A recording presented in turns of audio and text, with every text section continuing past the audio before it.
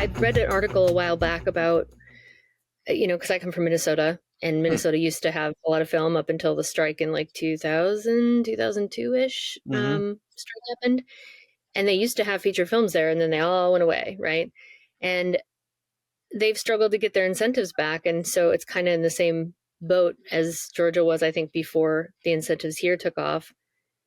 But I'm curious, like the article I read was about how, we need regional stories, right? Just like we need stories about diverse groups, we need stories about different cultural places. Otherwise, it's like Hollywood's telling a story that's about this cultural place, but it isn't really, because it's, I guess it's like someone who's white telling a story about an AAPI person. It's like going to ring false, right? So someone telling a story about Minnesota or Georgia, if they don't know that place, is going to ring slightly false.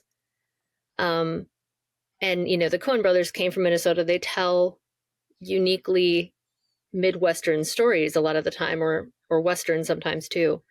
So I'm curious if there's anybody here. This question's very long. I'm sorry. I'm curious what you think about that in general, and if you think anybody here is kind of telling those regional stories in a way that you think would be good for Hollywood to take note of. There are tons of people here. I think the main issue is, it's always going to come down to money.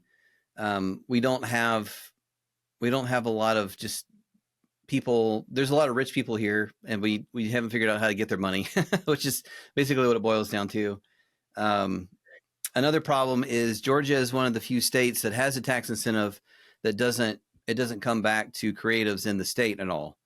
Other states have it where a percentage of money. I'm a little bit too dumb to completely understand this, but this is just my understanding of this, is that other states have, especially in like Canada and stuff, that's how a lot of filmmakers up there got their start, is that there's a fund for filmmakers that comes from all these productions coming into town, giving all their money, and then the state or whoever will give it back and like, all right, go make your thing and do us proud or whatever.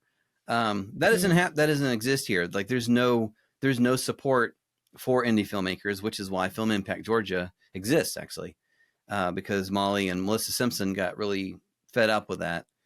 I don't know. It just comes down to money. Like you even think of like filmmakers in the 70s with like New York and stuff, and they made New York like this.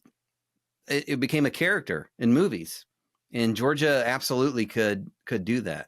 I mean, the population is incredibly diverse, especially in Atlanta, but the state itself has so much going on. I mean, the mountains, the deserts or whatever, like the canyons, the ocean, like it's all here. There's ways to make use of that.